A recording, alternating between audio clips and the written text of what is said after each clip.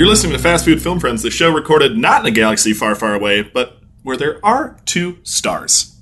That's right, Kevin. And which one of us do you think is Han? Which one do you think is Chewie? I really identify a lot with Anakin because I've killed 10 to 20 kids in my life. Okay. So you're not in this No. film at all? No. I am a large, hairy man who likes to wear 2 straps of bullets around his body at almost all times.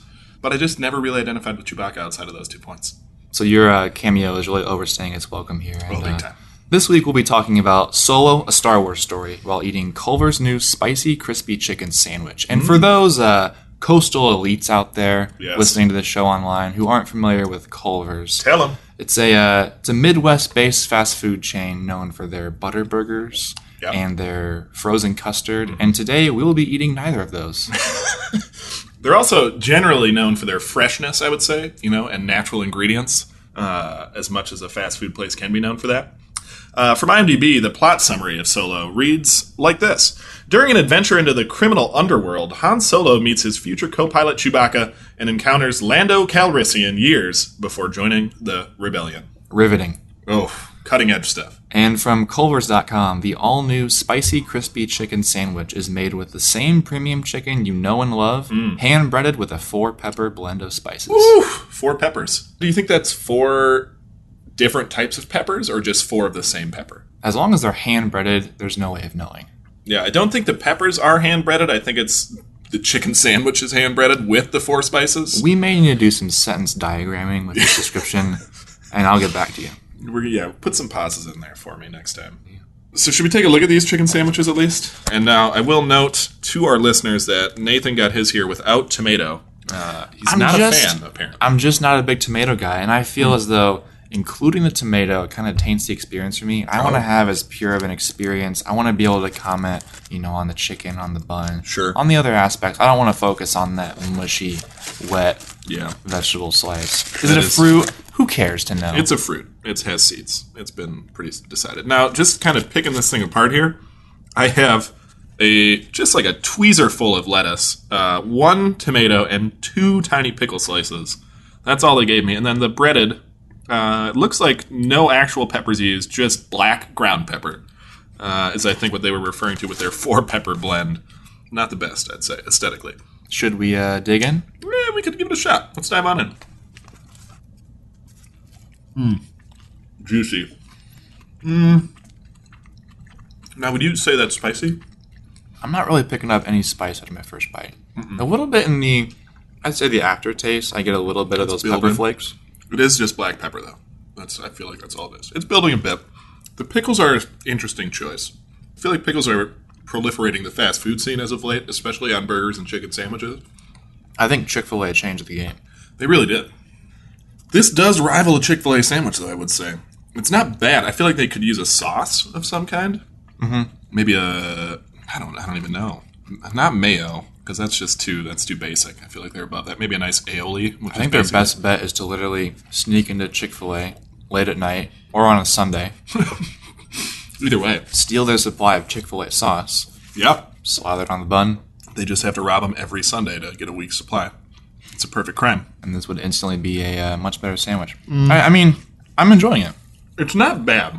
How much should you pick these up on yourself now? How much did you pay for this thing? I want to say each burger was around $4 each sandwich. First off, it's a sandwich. Thank you, for correcting yourself. You buffoon. It is for $4. Ooh. A little steep. Little steep, I would say, but not bad. Not bad. You could get yourself like 3.5 McChickens. Yeah, which no shortage of mayo on those puppies. I'll tell you that much. Now, costing a little more than $4 was my ticket to Solo. And for that price, I could have gotten 2 of these sandwiches. How about that? So, I want to take you on a journey. I want to put you in my shoes. Okay. Don't worry, I cleaned them. I'd rather you didn't. I want to take you through my mindset going into this movie. Okay. I knew, and I think a lot of Star Wars fans knew, you hear about they're making a Han Solo spinoff, young Han Solo. You see the previews and you're thinking, this may be a disaster. Like, this could be a total train wreck, an abomination. It also could just be a fun romp. Exactly, in the hay, if you will. Ooh, I've never heard that expression. I have to say. Oh, a romp in the hay. I thought you were just saying in the hay. Now I understand. Yeah, okay. We're connecting dots here at Fast Food Film Friends. But when I was driving to the theater, I was thinking to myself, you know what? I have just got to consider this movie a reinterpretation of Star Wars. I can't, sit here and compare Alden Ehrenreich's performance to Harrison Ford's or compare Donald Glover to Billy D. Williams. I can't do that. I've got to let that go. I've got to let this be its own thing. You could and appreciate it on its own. That's what I have to do in order to enjoy this film, because I wanted to enjoy it. I mean, I'm an optimistic moviegoer. Okay. This film makes it impossible for you to forget for 5 minutes that it is directly tied to the original Star Wars films. I feel like every line Lando or Han said, I was in my head thinking, they're just trying so hard to be Harrison Ford and Billy D. They're just, all the references, they're shoving it in your face. Mm-hmm. They did not hold back. Here's the thing: this movie, it's a prequel, and this is I think this is the 5th Star Wars prequel, right? Because Rogue One is also a prequel. This film, more than any of those other prequels, cannot stand on its own. There are aspects of this film that I really enjoyed and that were really fun, and those are the moments when it really becomes its own thing. And we'll get into details about the parts that I really enjoyed. Mm-hmm. But man, they just hit you over the head with explanations for things that nobody wants to know or needed to know. I think the most distracting, and I think during our Star Wars episode where we covered all the Star Wars movies, I brought this up. Yeah. I was not optimistic about this movie because I didn't like the look of the new Han Solo. Mm-hmm. And I stand by that assessment. Now, let's pause for a minute on the movie here. I saw you take one pickle off and then just bite into almost another pickleful bite there. Not a pickle fan either? I think it's fine. I left 2 of the 3 on my sandwich. You got 3 pickles? I got 3 total, and I'm eating 2 of them. I just think use a little bit less. I think they get 3 an extra pickle because you took the tomato off. Back to the movie. And away from your distracting eating techniques. Han just, from the start, I didn't like, I think it's his hair, mainly, I don't like, maybe the shape of his face. I don't know. He's probably a very nice guy. And I say this about most people who I knock pretty hard on the show. But I couldn't buy him as Han Solo at all. Not for a second. It was like, you're wearing the clothes, but you're like a kid dressed up as him on Halloween. Like, the second you put that blaster in his holster, I was like, you're not Han Solo. You're just not. Donald Glover as Lando, I thought he laid it on pretty thick at some points, but I think his development as a character was at least somewhat interesting and kind of aligned with the Star Wars trilogy. I feel like they skimmed over Han and Chewie becoming like best friends in a sense. And Chewie was probably my favorite thing about this movie. He was fun. Actually, I fell in love with the girl in this movie. I fell in love L3? with... No. L3, although... Was that Brienne of Tarth who voiced her? It sounded like her. Phoebe Waller-Bridge was the probably voice not. actor. I don't know Brienne of Tarth's real name, but that doesn't sound right. I don't know Phoebe Waller-Bridge's fake name. Fair. But it was the girl who is in the mask and part of like the kind of the saving the natives lady. I don't know her name at all. She was against Crimson Dawn. Enfys Nest. Yes. That's her name. Yes. I fell in love with her. Like, head over heels, she took that mask off, and I was like... My jaw dropped, hit the floor of the theater. You just rebelled. Tongue rolled out to the first row. Well, you're in luck because there's a handful of characters in this film that I think are definitely going to be used in future movies, and I think she is certainly one of them. And it's already been announced that Disney is producing a Boba Fett movie. Directed by James Mangold. That makes me nervous. James Mangold, what did he direct? He directed Logan. Is his most recent film, which I didn't hate Logan. That being said, I think if there's a director who could pull this movie off, it would be someone like that. I like the idea of that kind of raw movie. Yeah, similar to Logan. Like imagine if they made like an R-rated Star Wars movie about Boba Fett. I mean, it'd be awesome. Sign me up for that. Hell. But I think one of the coolest things about that character is the mystery. Of Bubba. We know hardly anything about him. Bubba. Yeah. Do you like when? I found that people get really pissed off when I say Bubba instead of Boba, so I like to say Bubba. And you're also saying Boba instead of Baba, which is his actual name. It's Boba. It's B-O-B-A, isn't it? We'll consult our guys. Well, I mean, we have 2 very functional laptops and a phone right here. One phone because me and Nathan share a family plan, but just one phone. It's a very loose family plan. It's a track phone, and we're almost out of minutes. So we got to wrap this up because we keep my mom on speakerphone for every podcast. Now, one person who, in the early parts of this film, one person who took me completely out of the movie and made me not like it right out of the gates was that four-armed little guy, Rio, in the beginning. He's voiced by Jon Favreau. He's hidden initially and pretending to be you probably know what he's pretending to be, some type of soldier. But then, I forget. What's his name sees his little hands come out, his other set of hands come up and pull up his pants. And his lines, I thought, were so poorly delivered, and I just couldn't relate to him at all. I hated him. And I love Jon Favreau. I love him. I love everything he's done. And that was like the most distracting part of this movie for me, was that character. That actually really surprised me because I really liked that character. Really? And all these Star Wars movies have a droid sidekick or a couple droid sidekicks, and they're always just kind of the sort of comic relief, or they're just lovable. Yep. And when that character was introduced, I thought he would kind of be like, he would play that role. Like, instead of a droid, we would have this like fun little alien character who just has his little quips, and he's good at what he does, and he's just like a fun member of the crew. And I actually liked him quite a bit. Ugh. Now, on the other hand, the droid L3. Yeah, she was a bit pretentious, a bit much. I wasn't a fan of her character, and I think that I don't think pardon my interruption, as they say on ESPN. But I feel like they gave us, if they would have had her like one moment, one endearing moment before she like just came on so hard as like a really kind of, not a hard ass, I don't want to say, but like a very principled robot who's like sticking to her guns all the time and is like, screw everyone else. I know what should be done. This is how we should do it, blah, blah, blah. But it was like just that. They didn't give us anything other than that. No other side of her personality other than her slight love for Beckett. So you thought she was a pretty kind of abrasive? I would describe her as abrasive, yes. Like not necessarily a steel wool, but maybe like a Brillo pad, I would say. Well, I do like what her character does in this movie. I agree. But I think her personality is, again, there's always been these droid characters in Star Wars, but they always are, at their core, they're droids. Yeah. Like, even if, no matter how likable or funny they are, it's very clear that they are not human. There's something that separates the droids from the humans. It's very obvious. You can't forget that it's a CGI character being voiced by a human. Yeah. Like, nothing about her personality tells you that she's a droid at all. And I think her voice, for some reason, it seemed like her voice, her volume level was just like her shouting into the mic the whole time while everyone else was talking at a reasonable volume. I feel like her audio levels would just raise too high. What did you think about the kind of lovey-dovey vibe between L3 and Lando? Because it seemed at first like it was kind of, she made it seem like he really liked her, but it was very clear that she was kind of in love with him. Yeah, it's kind of a bizarre dynamic that I would really love to explore more in our spoiler segment, which we should get to pretty quickly. We should probably jump into that.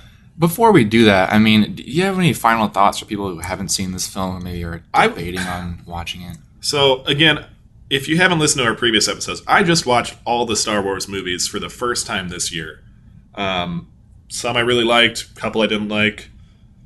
The one thing about this movie that I liked is I think it was very adventurous. It was always, we're doing something, we're just getting by, just escaping. But I will say, I think that's all it offered. I think it was just constant from one close call to the next, and there wasn't much else in this movie. It was all just, they escaped, another obstacle. They escaped, another close call. And it was like, they didn't leave a lot of time for development, which is why I think the characters played on all the tropes from the old movies. Like Han Solo did everything that Han Solo's done in all the other movies, it seemed like, but nothing new. I liked the movie overall. I mean, it was a good, entertaining ride, but it just didn't give me anything new, really, to chew on, I feel like. Yeah. I think there's bits here and there where it kind of expands the Star Wars universe. I think there's just a handful of parts where it introduces new characters, and and I like those parts. Yeah. But for the most part, I mean, I think that if you aren't already a Star Wars fan, you're going to get very little enjoyment out of this, because what this movie mostly is A, callbacks to the originals, and B, expanding the world into like deeper characters. And like, if you're not already a fan of Star Wars, you're not really going to want either of those things. I agree. But I mean, I agree with you. Overall, it's a fun journey. Like it's almost kind of like this buddy action movie with this little small crew. It's just, and they're fun to be around, you know? Yeah. I think that Donald Glover as Lando, they're fun. If I disconnect them, you know, mentally from Harrison Ford and, you know, Billy D. Williams, like, I can appreciate what they're doing. Like, they are fun. They're not giving bad performances. It's just that it's not always quite lining up with what, you know, you'd expect those characters to act like. But, yeah, I mean, I think if you go into it knowing this could be a fun ride, then you may be pleased, but otherwise you're going to be disappointed. I mean, it's interesting to think about the newer generations coming up who this might be their first Star Wars movie that they've seen. Yeah. I mean, and then I imagine that this Han Solo is going to stay on for a lifetime of Han Solo stuff. I mean, maybe. So that's going to be their Han Solo, and it kind of made me sad. Yeah. And you know what I like to do when I'm sad, Nathan? What's that? Snack. You know what? On that note, let's move on to our spoiler snack segment. But before we get to that, let's have a word from our sponsors. Quick word. Do you ever find yourself at a gas station wishing you didn't have to sit through 2 minutes of peace and quiet while filling up your tank? Do you ever wish you knew what song is on top of the Billboard charts at this very moment, but you're too lazy to Google it? Well, you're in luck. Gas Station TV lets you satisfy your childlike attention span so that you don't have to go a single moment without being bombarded by obnoxious media. Plus, you get to have a communications intern read BuzzFeed headlines into your ear holes. Gas Station TV, because legally, you can't walk away.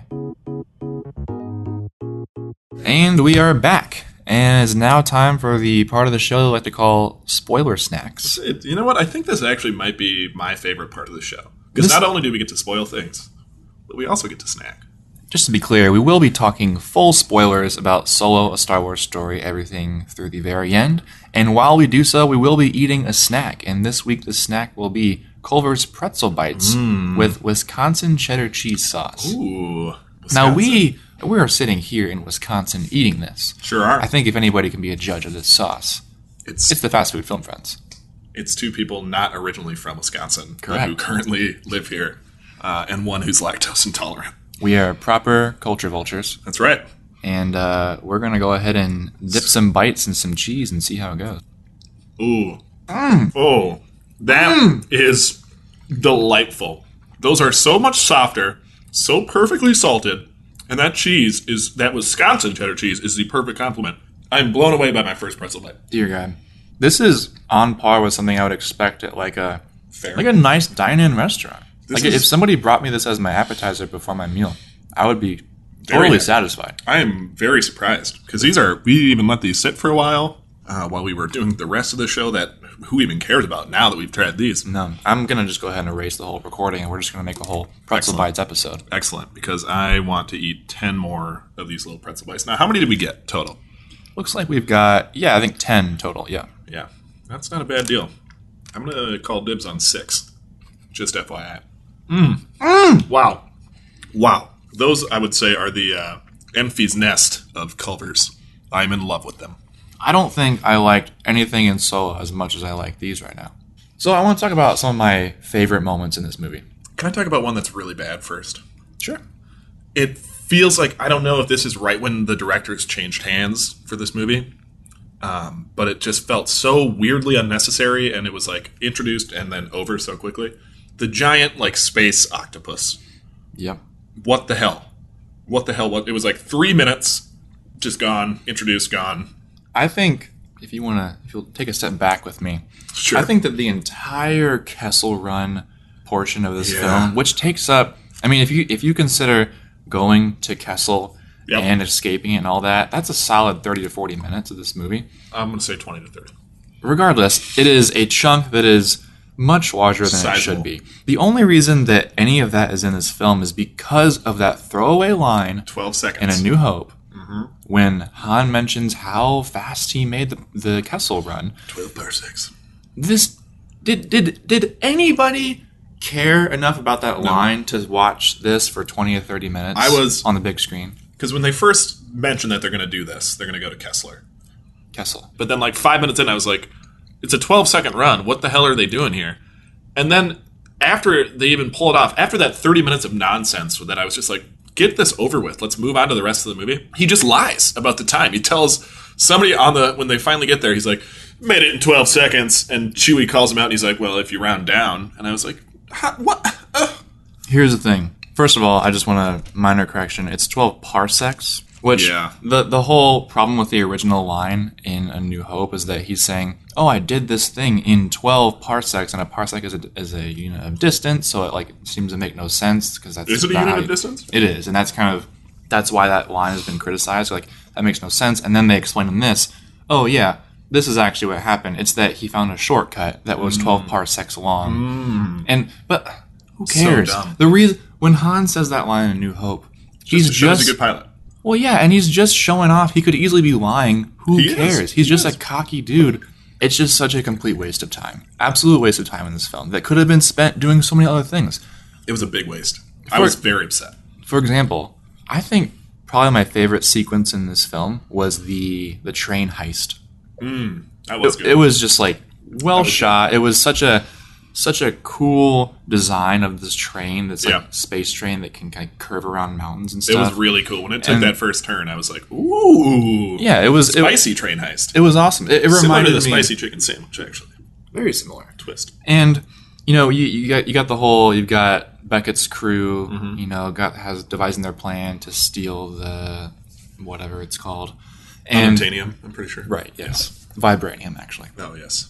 But that was a really fun sequence, and I wish this movie had more of that stuff. I wish that more of this movie was just fun heist scenes, and that's really the only one. Yeah, because now that we're in the spoiler segment, we can say this: half of Beckett's crew dies, and I think the whole ending fight between Han and Dryden Voss is just okay. Han has a blaster. Dryden Voss has some basically knives.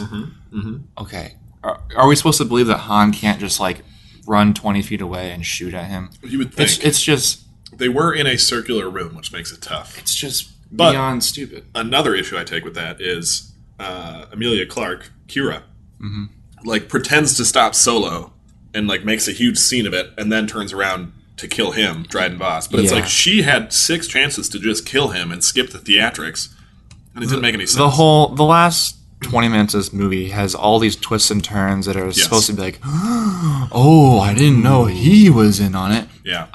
At a point, I just stopped caring. I'm whatever is happening, they're gonna tell you, oh, it's actually something different. I'm not really too concerned about these characters. Yeah, and if let's rewind a bit because I have 2 points that I wanted to bring up earlier, but I didn't want to do it before our spoiler snack segment. L3, the robot, and Rio, your personal favorite character in the Star Wars universe, as you almost stated earlier, the 4-armed little guy who dies earlier. I have 2 questions. I have 1 point and 1 question. What would you like first? You know what? Just hit me both at once. All right, here we go. I'm going to do every other word. Can you piece that together? Now, I'm going to start with my point. L3 is part of the Millennium Falcon for the rest of time, I would assume. Yep. Her personality, her navigation, she's got the best navigation in the universe embedded in her brain. So I think that to me was kind of an interesting piece that actually fed into the other movies in a more, I guess, substantial way. Because I've always wondered, damn, that Millennium Falcon can fly. It seems like it's got an edge over all other spacecraft. But this takes away so much because the reason it was always so good at flying is because the person flying it was one of the best pilots in the galaxy. But Han Solo's a total fraud. We all know that. All he does is lie and just weasel his way out of things. He's a weasel. He's a weasle. This movie rewrites the original Star Wars films. No. It doesn't rewrite. It tries to. It doesn't rewrite. This film... It introduces meaning. This film makes Han so much less impressive. He's never been impressive. He's only impressive because it's Indiana Jones. He's never been an impressive... He just bullshits his way out of every situation. What's your question? Question. Your boy, Rio Durant, he dies, which I was great, because Jon Favreau, I thought, did a terrible job voicing him. Sorry, John. I know you're a big fan. But he says, and I found this really interesting, he talks for a while about what he wants to do when he's older, when he retires. He wants to open up a cantina.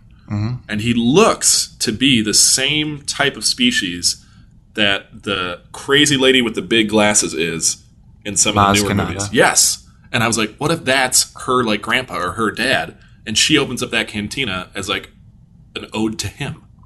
I suppose that is possible. So, you mentioned L3s. Before we jump into that, there's one pretzel bite left. I believe it's yours.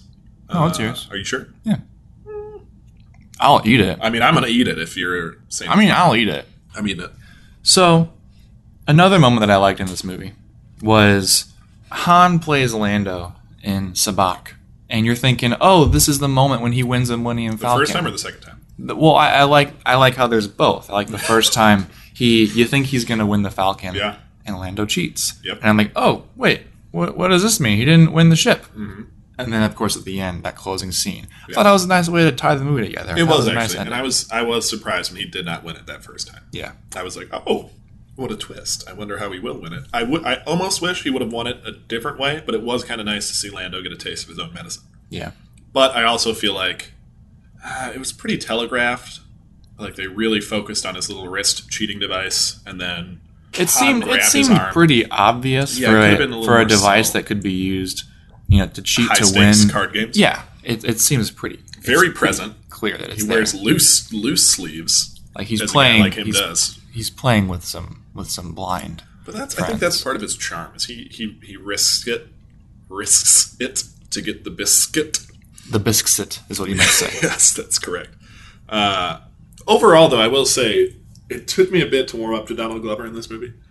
Yeah. Again, you're constantly going back to Billy D, thinking about the original Lando, and I don't think there's any way to be as smooth as him, or as laid back and kind of like... I think that this was an impossible task. No actors could pull off recreating the magic of a young Harrison Ford or a young Billy D. Williams. I can't think of a single actor that could. Shia LaBeouf? Possibly. He does actually look like Lando. Yeah. I think that would have been perfect. I think it would have been good for him to play Lando and Han Solo. If anybody could do it. No, just blatant blackface. One last moment that I wanted to mention. Yes. There's a scene in this film where my happiness level watching it was a roller coaster. Yep. The moment when Han meets Chewie in the little dungeon. Yeah. The second you meet Chewie, I was like, oh my god, did not expect that. The Beast. It's awesome. Cool. I 100% agree. When he got thrown in that pit to the Beast. Yeah. I was not expecting Chewie at all. And then you see that profile. It didn't even cross my mind. Not at all. And I did like that. I'm with you so far. And then seconds later, Han starts speaking Wookiee. Poorly. And okay, the more I thought about it, I understand. It's like he was just trying to get Chewie. He wanted his attention. He wanted to understand, like, no, I don't mean harm to you. I see you as an equal. I speak your language. I respect you. Yeah. I get why. I get the reason why. But in the moment when I saw it, I was just like, can we not? Really? Can we please? Like, him just, like, doing this, like, really terrible... Wookiee. Trying to sound like Chewbacca. It's like he's literally doing the impression that every kid does. Yeah. And like you can't capture. Well, here's that. the thing: he's a smuggler. He probably picked up the language from hanging out at a bar with a couple. Wookiees. I understand that he would be able to understand the language, but the idea that he could just like create those sounds that Chewie would actually understand. It's the language. He probably took a vacation to Wookiee land. Right. It's a total nitpick. Where do Wookiees live? Do you know that? Kashyyyk. God, your Star Wars knowledge is disgusting. When you and I watch the Star Wars Holiday Special, you will learn all about Kashyyyk. I actually watched the first 15 minutes of that, and I am fascinated by Wookiee life. We will save that for next week's episode. Oh, let's not. But it's a minor nitpick, but in the moment, I put my head in my hands. I have a bigger nitpick to pick with that exact moment, if we're picking nits. Okay. He hasn't eaten in 3 days. He's a beast who's clearly been eating and destroying people for a long time. He's covered in mud. Caked in it, really. Mm-hmm. Chained in a pit that they're literally just chucking people down for him to eat. And one guy gurgles up some Wookiee, and he just is like, oh, it's a friend! I'm not hungry now. I mean, I think that what I'm saying is that whole moment is just kind of hard to swallow. And I mean, it's... And then the idea that, like, Han just has to point out to Chewie that all he has to do is knock over the pole. You don't think that... Who knows how long he's been there, whether it's days, months, or years. Wookiees you don't think he would try to just, maybe like he'd get angry and just like run to the pole? I don't know. Probably not. He's a Wookiee. They're not smart, are they? He's old. He's a pilot. He's 190 years old. He picked up a hobby. Congratulations. He's had some time. I'm just saying they're not known for being innovative. He can flick some switches. and say, "Oh, turn on the thrusters" or whatever the hell it was. Once again, this movie is diminishing the characters in the original trilogy. It makes Chewie less. I don't think it's diminishing. I think it's filling in their shady pasts. It's filling in gaps that don't You're need sour to be because filled. you held them on this pedestal. My whole life, I never did. This is the difference. I just watched them this year, and I thought they all kind of seem like not the best people. Where you idolize these kids growing up, these actors and roles growing up, and now that you're seeing the seedy upbringings that they went through, you're sour, your world's shaken, the foundations are broke, and you're just real upset about it. But in my head, I'm like, yeah, Han Solo, I loved him. I did think I identified with him a lot because I'm a slimy guy. But I knew he was slimy, and I knew Chewbacca, not the brightest guy, because he's hanging around with Han, just doing whatever he wants. It is not that I have idolized these characters. It is that this movie makes them... You have a full Han Solo Chewie back tattoo. This movie makes their background less interesting. Okay, we need to get back to something that we mentioned earlier. Lando's lover robot, L3, who... It is alluded to the fact that he has sex with this robot. It is, because she says it works. And the robot dies, and her consciousness is transmitted into the Millennium Falcon, which, by the way, I don't know if I've just watched too much Black Mirror, but that's pretty messed up. It is. It's like a 2001 They just Space Odyssey transferred her situation. mind into the ship, Yep. and then now... Hell. I mean, this is the same droid that's just fighting for robots' rights, and now her mind is started being a robot forced... rebellion. Her mind's being forced into doing this thing that she didn't agree to. Anyways, Yeah. Yet another way that this movie just puts a stain on the original trilogy is that Lando... That's not a stain. No, follow me here. I'll Lando try. loves the Millennium Falcon, and when he first sees Han in Empire Strikes Back, he's joking around. He's like angry that Han stole his ship and whatnot. Yeah. Okay, it makes perfect sense that Lando just really liked this ship. There doesn't need to be any more than that. It's because he wants to have sex with the ship. Exactly. Some people just like their car, and they just really, really like the car. And if they lost their classic car in a bet, they would be really pissed. We don't need to find out that Lando wants to have sex with his ship. I don't think he wants to have sex with the ship. He was romantically involved with the consciousness that is now navigating the Millennium Falcon. I don't deny that. I'm just Why saying. did we go there? The lady robot had some functioning lady parts. I don't think the Millennium Falcon does. I don't think he wants to have sex with it. But he probably misses her. I'm speaking in metaphors. That's not a metaphor at all. That's close to a metaphor. So, Ron Howard apparently reshot 70% of this movie. God. This I wish movie, we could know what 7... I wish there was a small, RH in the corner of the screen for everything he reshot. Yeah, I mean, because I am curious, the bits of comedy, I wonder if that was the original director's.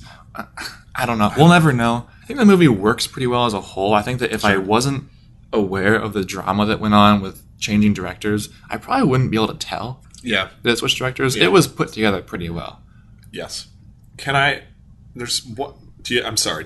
Are you getting to a point there? No, I don't mean to interrupt. I don't mean to be that rude. I just was glancing over my notes one more time from the movie theater. And let me say, I should have said this earlier. I went to this movie after golfing 18 holes. I haven't golfed in years. Then I went to an all-you-can-eat buffet. Went to this movie with 3 friends, one of which golfed and buffeted with me. And he fell asleep through the whole thing. Yeah, thanks for the invite. And you had already seen it, so don't give me that. And I might have dozed off for 3 minutes. I just wanted to come clean about that. Which part? Dozing off for a tiny bit. Yeah, what did you miss? Well, I don't know because I wasn't awake. Oh my god! It was early on. Ish. But one thing it was the Incredibles preview. No, how could you fall asleep during that? One thing it was the first note I jotted down after the movie. I didn't take any notes during the movie, but the first thing I put down, I'll read it to you. Amelia's performance / character / plot. That was my first line. Everything about Kira. Yeah. I was not impressed. First nitpick, if we're picking nits again.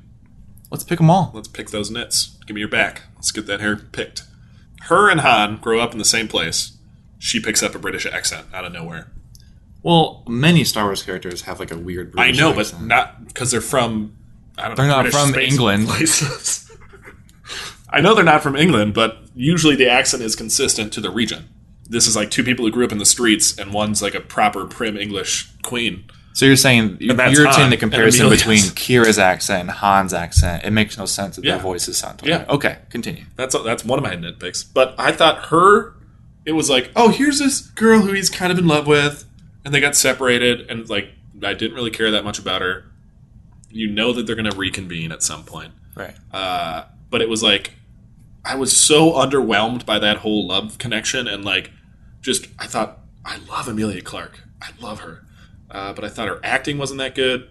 I had no connection to her character, like desire for her to succeed or fail.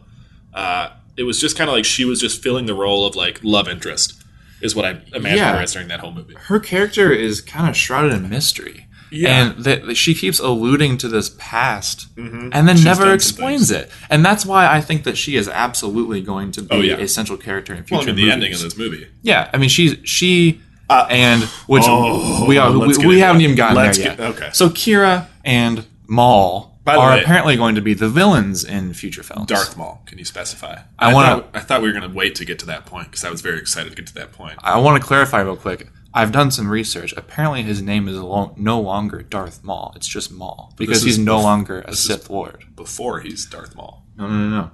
This movie takes place between episodes 3 and 4. Darth Maul. Oh, this is after Revenge of the Sith. Yes. What? Let me walk you through this. Darth Maul in Phantom Menace is chopped in half, and his body goes falling down this endless chasm. Right? Oh yeah. Okay. Apparently, I heard about this. I'm not familiar with this Clone show, Wars. but in the Clone Wars and the Star Wars Rebels shows, He's half robot. he comes back. His lower half is robot. If you look in this movie real close, there's a shot where you can see like his knee is like a cyborg knee. Robot knee? So yeah, so this movie, I'm not sure what's going on with his character in this expanded universe, but it's now part of the movies. It's now part of the movie universe, and he's clearly going to be the leader of this, Crimson Dawn. Him and Kira are going to, be the big bad villains. Yeah. I I like Maul. I got very excited when Darth Maul. I'm going to call him Darth Maul because I don't like just calling him Maul. Okay. But I got very excited. You are wrong, to be clear, but you can keep doing that. No, I think I'm right, but yes, based on your conjecture, sure. I was so, I don't know what it was. It was like, oh, nostalgia, like another rush, just a big dopamine rush. And his face came on, and he was evil, and I was like, why is she doing this? She's just getting deeper into that seedy underworld. And that's what made me realize is she probably did some pretty messed up ass. But it's just left to your imagination because whatever it is, That's the best way to do that because then everyone imagines the worst thing that they could in their head. whatever was in her past obviously can't be shown in a PG-13 movie. But apparently whatever happened at that time is irrelevant. Or maybe we're going to get a movie that's about her and Dryden Voss in those 3 years. It's going to be called Kira, actually. I am buying my I will tickets say, now. if you would have given me $1 million before I did some research on this film, I would not have been able to spell Kira correctly. I only knew it because there was a poster in the hallway of the theater that just had her name plastered across it. When I walk into a theater, I put blinders on. Literal horse blinders. No Literal horse blinders. No posters for you? No, on the way out, I take the blinders off, and then I glance. But I don't want to spoil anything. Not even spellings of names or anything. No, mainly. You can't mainly be too not spellings careful. of names. Yeah, Han Solo, I didn't know. Okay, Han Solo. That brings me to really the last thing that I want to bring up. The moment when he's named Solo. Oh, you know what, though? Here's the deal. Actually, I'll let you dive into it because you brought up that point. I don't want to hijack it. I mean, I literally put my head in my hands when it happened. Really? I was so just like... Because I told you when I went into this movie, I was so optimistic, and I was like, just don't mess it up. Just like... They can't mess it up too bad, right? And then the man names him Solo, and it's painful. It's not painful. I thought it was actually... I really liked that part. I really did, because I've always wondered... I can't wait for the Luke Skywalker origin film where we find out that he was named that by an Imperial pilot because he just really loved walking on the sky. He ejected out of his plane, and he was... I can't wait for that moment. Why is Leia Organa's... Why is her last name Organa? Those are family names. That's the whole point. They're all family names. They're from family. Why Han can't we Solo just... he's a dust ball in the wind. He's rolling across the desert. He's a dirty smuggler. He's got nothing going for him other than a hairy man friend, and he you know what? His Han, that's all he's had up to this point. He doesn't know his family, it seems like. He's just been Han his whole life. This is yet another question that nobody asks. I ask this all the time. I thought that, I literally, watching all these movies, I thought, everyone else's, all their names have a reason. All their names are from their family. I honestly did, and you're looking at me like I'm lying, but I'm not. And when that moment came up, I thought, holy crap, is what I said. I thought it was a neat little origin story. I mean, what did you expect?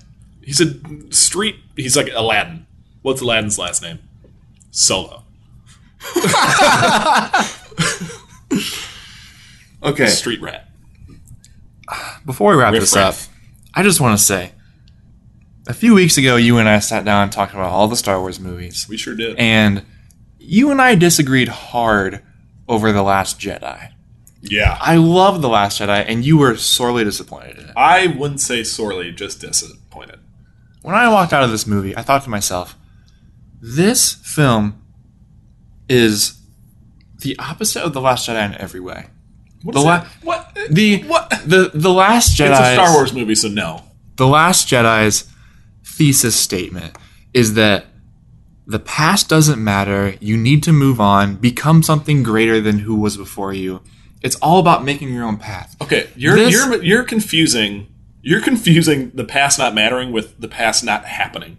The past happened. Things happened in the past. It might not matter after that terrible movie, but shit still happened, and we need to know what happened. Do we need to know any of this? I wanted to know. Yes. Literally, none of the information in this movie improves anything about Star Wars. I think it improved Han Solo's name. I think it improved the Millennium Falcon and how it's so good at driving. You like the Millennium Falcon more now that you know that Lando wants to have sex with it. That's not the main Are driver. you attracted to the Millennium Falcon? It's got some nice curves. And it's pretty hot. Pretty hot back end, too, actually. But I thought it was all not necessary. I do agree with you, not necessary, but it was kind of fun to piece things together like that. I enjoyed it, and maybe it's just because I'm not so enshrined in the canon of Star Wars because I just saw them all for the first time this year. But it was interesting to me as a newcomer to this universe to be like, there's still a lot of stuff out there that people don't know, and it's kind of neat that they can kind of surprise people still with the same characters. I want to clear something up.